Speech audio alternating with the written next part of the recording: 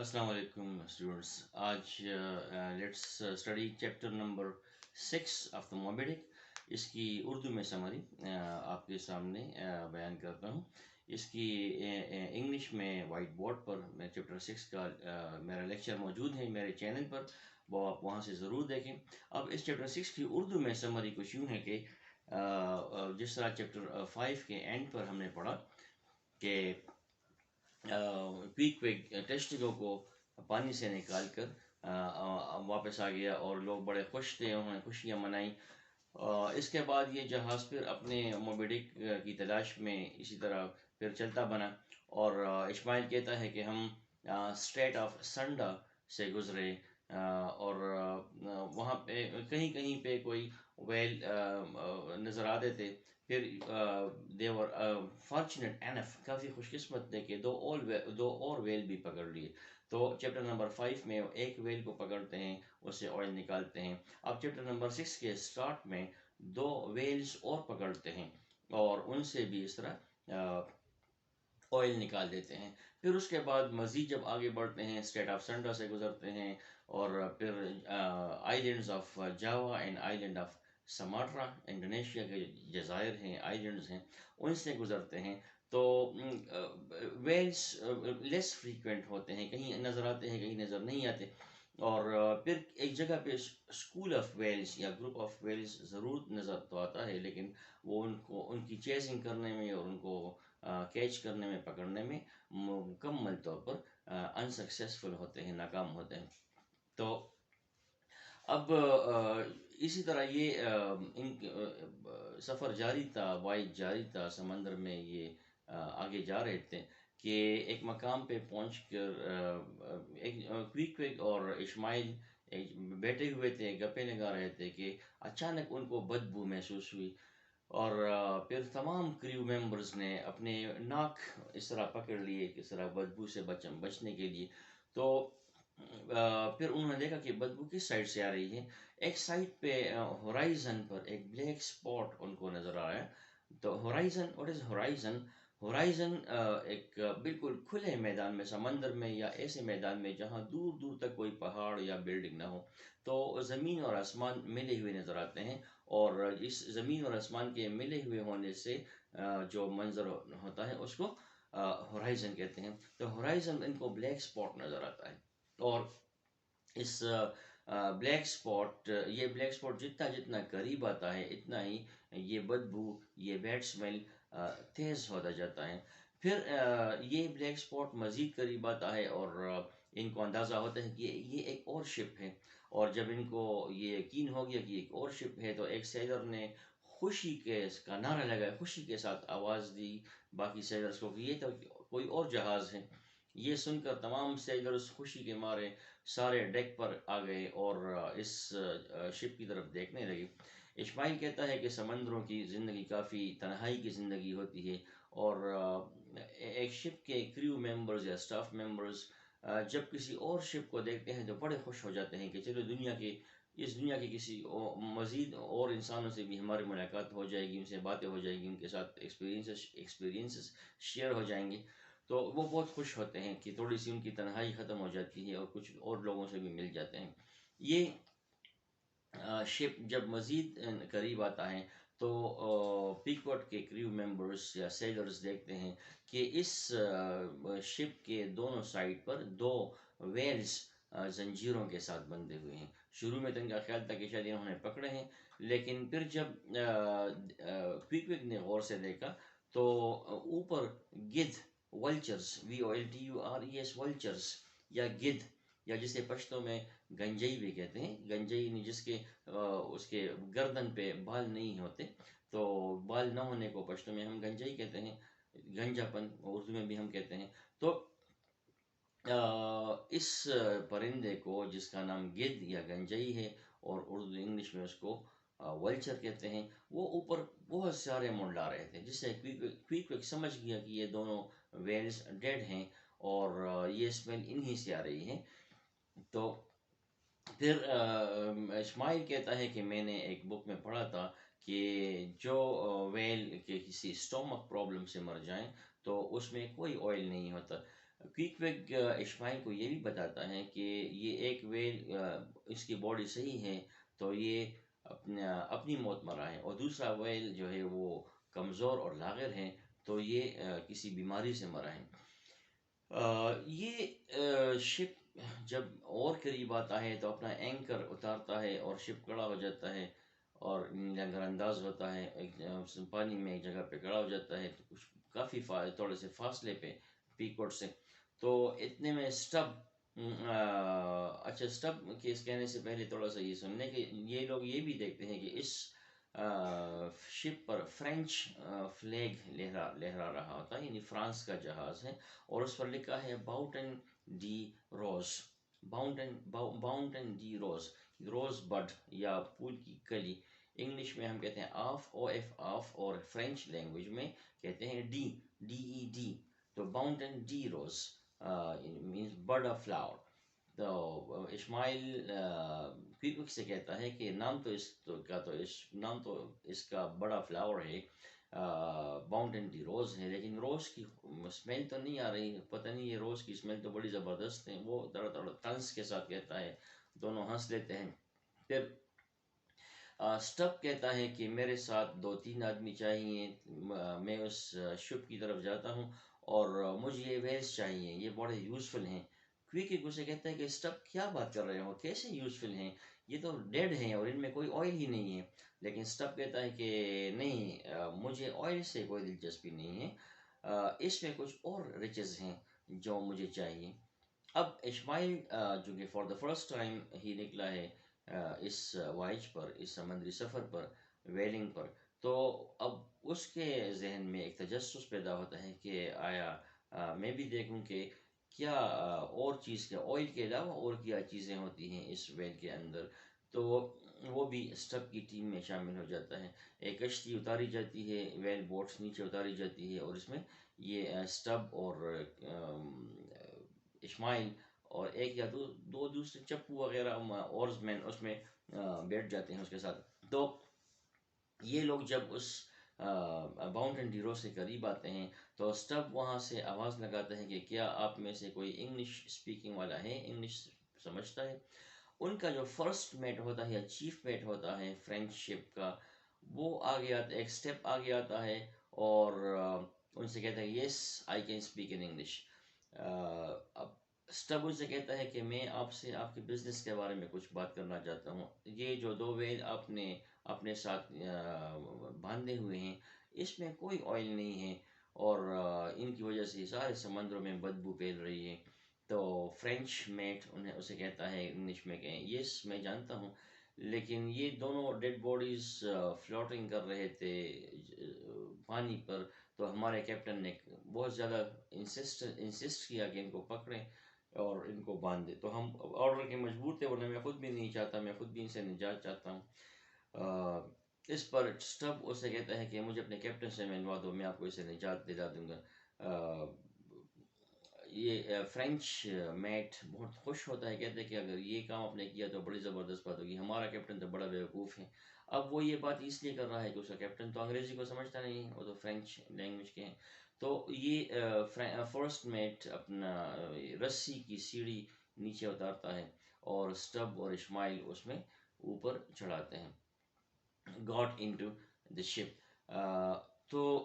जब आप चढ़ चढ़ कर फिर नीचे उतरते हैं, इसको कहते हैं गॉट इनटू द शिप। तो फिर वो फर्स्ट मेट उनको कैप्टन के रूम की तरफ ले आता है, वहाँ पे नॉकिंग करता है, कैप्टन दरवाज़ा खोलता है। अब फ्रेंच कैप्टन का कैरेक्टर स्केच यहाँ पे हुआ है, बयान हुआ है कि वो एक छोटे कद का आदमी है, स्मॉल हाइट, उसका कद छोटा है और उसका बदन जो है वो नर्म नाजुक है और उसकी बड़ी बड़ी मूंछें हैं, मुस्टैश, MOUSTACH, मुस्टैश। यहाँ पे CH को ची में नहीं बोलना है, शीन में बोलना है, मुस्टैश। मुस्टैश कहते हैं मूंछों को, उसकी बड़ी बड़ी मूंछें हैं, बिग मुस्टैशेस। एंड इसके साथ उसने रेड वेलवेट के कपड़े पहन रखे हैं जिसपे बड़े बड़े बटन हैं। वो बटन इतने कीमती बटन हैं कि वो सूरज की रोशनी में एक नज़र को खीरा करने वाली, नज़र को वो चकाचून अंदाज वाली एक चमक पैदा कर रही हैं। तो اب وہ ملتے ہیں، پھر اس کے بعد سٹب اس فرینچ منٹ سے کہتا ہے کہ اپنے کیپٹن کو بتا دو کہ یہ جو دو ویلز آپ کے اپنے یہاں پہ اپنے ساتھ رکھے ہیں، یہ ان سے اتنی خطرناک گیسز خارج ہو رہی ہیں، poisonous gases are released from these two wells that your whole crew will become ill, will be victimized of an incurable diseases، کہ آپ کا جتنا یہ کریو ممبرز ہیں اس کی بدبو کی وجہ سے کسی ایسی لاعلاج بیماری میں مبتلا ہو جائیں گے کہ دنیا میں کہیں اس کا علاج نہیں ہوگا۔ اب جب فرینچ فرسٹ میٹ اپنے کیپٹن سے فرینچ لینگویج میں یہ بات کرتا ہے تو فرینچ کیپٹن کے چہرے پر خوف کے لہر آ جاتے ہیں، اور وہ کہتا ہے کہ اگر ایسی ہی بات ہے تو ہمیں ان ویلز کو فوری طور پر چھوڑ دینا چاہیے۔ سٹب کہتا ہے کہ یس سر، میں اسی وجہ سے تو آیا ہوں، آپ کو دیکھ کر ان ویلز کو جب میں نے دیکھا تو میں آپ کی مدد کے لیے آیا ہوں، آپ کی ہیلپ کے لیے آیا ہوں، اور یہ میں ان کو ٹھکانے لگا دوں گا، کسی ایسی جگہ لے جاؤں گا کہ اس سمندر میں بدبو بھی ختم ہو جائے گی اور آپ کو بھی ان سے نجات مل جائے گی۔ فرینچ کیپٹن اس کا بہت شکریہ ادا کرتا ہے، کہ بہت تھینکس کرتا ہے کہ آپ نے ہمیں بہت بڑی تباہی سے، بہت بڑی بیماری سے بچا لیا، اور دونوں شیک ہینڈ کرتے ہیں، اور پھر اس کے بعد جو فرینچ شپ کا کریو ہوتا ہے یا سٹاف ہوتا ہے وہ دونوں ویلز کو ریلیز کرتے ہیں، سمندر میں چھوڑ دیتے ہیں۔ کیئرکسز، ان کے ویلز کے کیئرکسز، نہیں کیئرکس، وہ باڈیز، وہ ویل باڈیز جو کہ اب ان کے کام کی نہیں رہی، بیکار، تو ان کو وہ نیچے پھینک دیتے ہیں۔ اور اب فرینچ فرسٹ میٹ اچھی طرح جانتا ہے کہ سٹب نے سب کچھ جھوٹ کہا کیپٹن سے، لیکن وہ خوش تھا کہ وہ چلیں اس طرح ان کی جان چھوٹ گئی اس بدبو سے اور ان ڈیڈ ویل سے۔ سٹب اور اشمائل اس رسی کے سیڑھیوں کے ذریعے واپس نیچے اپنے بوٹ میں اترتے ہیں، اور فرینچ جہاز وہ ان سے کہتے ہیں کہ آپ جائیں، آپ بے فکر ہو جائیں، ہم اس کے ساتھ دیکھ لیں گے۔ فرینچ شپ باؤنٹن ڈی روز روانہ ہو جاتا ہے، اینکر اٹھا لیتے ہیں، اپنی زنجیریں اٹھا لیتے ہیں، وہ روانہ ہو جاتا ہے، اور جب وہ ڈس اپیئر ہو جاتا ہے، نظروں سے اوجھل ہو جاتا ہے، تو پھر سٹب اپنے سٹاف سے کہتا ہے، جو مطلب سٹاف ان کے ساتھ ایک ہی ایک ہوتا ہے، باقی چپو چلانے والے ہوتے ہیں، تو وہ سٹب کہتا ہے کہ اب آؤ ان ویلز کی طرف چلتے ہیں۔ وہ ویلز اسی پانی میں ادھر ادھر کہیں پہ فلوٹنگ کر رہے ہوتے ہیں، یہ اپنی کشتی کو، اپنے بوٹ کو اسے قریب لے جاتے ہیں، اور ان کے پاس جا کر پھر سٹب ان کو کسی طریقے سے اپنے بوٹ کے ساتھ کسی چیز سے مطلب اٹیچ کر لیتا ہے یا باندھ لیتا ہے، اور تاکہ وہ فلوٹنگ کر کے اس کی کشتی سے دور نہ جائیں، اور پھر اب اس بوٹ میں جو اس کے ساتھ ایکسپیڈ پڑا ہوتا ہے، SPADE، اسپیڈ، اسپیڈ مینس بیلچا، تو اس بیلچے سے وہ اس کے سائڈ فنس، جو فش کے سائڈ فنس ہوتے ہیں وہاں پہ وہ ضربیں لگاتا ہے، ہٹ کرتا ہے، اور اشمائل کہتا ہے کہ وہ ایسی کھدائی شروع کر دیتا ہے کہ جیسے کسی گولڈ کی تلاش میں، جس طرح لوگ گولڈ کے لیے کھدائی کرتے ہیں، تو اس طرح وہ ایک دیوانہ وار کھدائی کر رہا تھا اپنے بیلچے سے اس فش کے سائڈ فنس کے سائڈ پہ، اور ایک بہت بڑا سوراخ بنا لیا، کیویٹی بن گئی۔ اب اسماعیل کہتے کہ وہ یہ کھدائی ہو رہی تھی، وہ سوراخ بڑا ہو رہا تھا، اتنی ہی بدبو اور بھی تیز ہو رہی تھی، اور میرے لیے پھر مشکل ہو گیا وہاں پہ رہنا، تو I decided to beg Stubb to go back because I was getting faint، FAINT، faint, بے ہوش ہو جانا، سینس لیس ہو جانا۔ اشمائل کہتا ہے کہ اتنے زیادہ بدبو سی کی وجہ سے مجھ پر بے ہوشی طرح ہونے لگی، اور میں نے ڈیسائیڈ کیا کہ بس تب سے کہہ دوں کہ سر بس کریں، واپس چلتے ہیں، چھوڑیں یہ سب، لیکن جیسے ہی اشمائل نے منہ کھولا یہ بات کرنے کے لیے، تو سٹب نے بہت خوشی کے ساتھ اس نے نعرہ لگایا کہ او آئی فاؤنڈ اٹ، میں نے پا لیا، میں نے پا لیا۔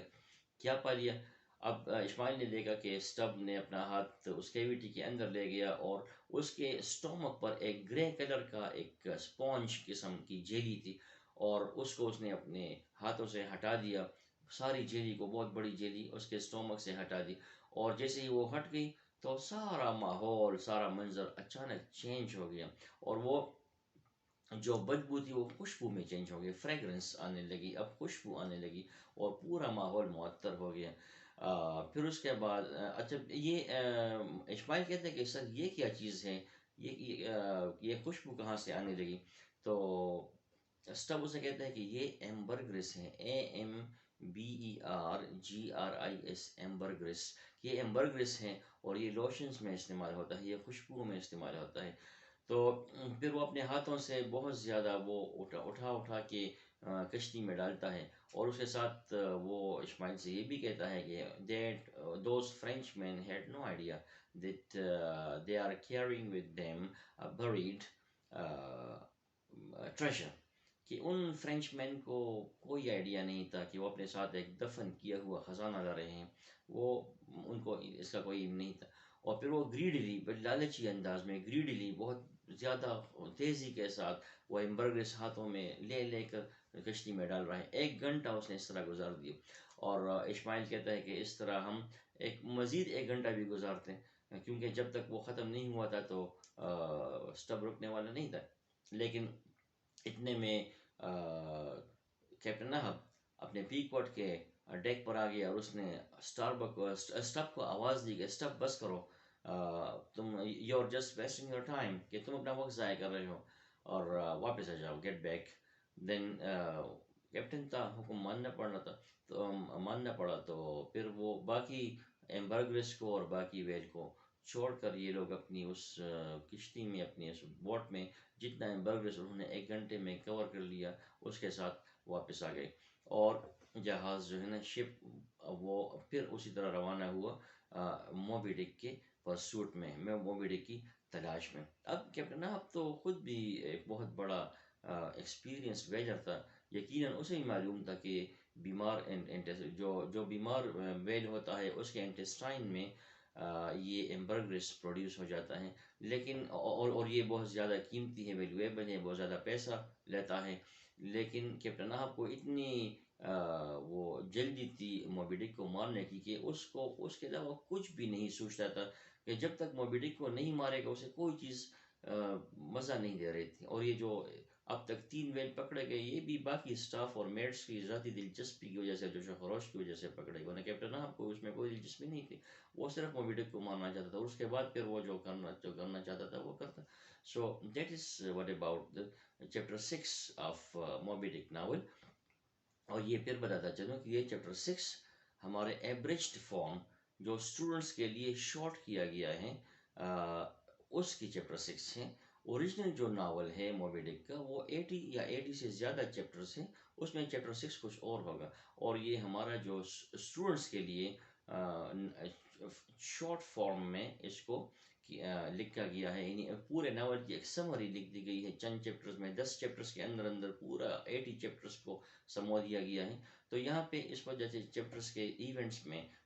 ڈفرینس ہیں، جس وجہ سے کسی نے کوئی اوریجنل بک پڑھ رہا ہو یا پڑھا ہو تو وہ کنفیوز نہ ہو، اور یہ سمجھیں کہ یہ اسٹوڈنٹس کے لیے ایک شارٹ فارم، ایبریجڈ فارم لکھا گیا ہے، تو اس وجہ سے اس کا یہ چیپٹر 6 ہے۔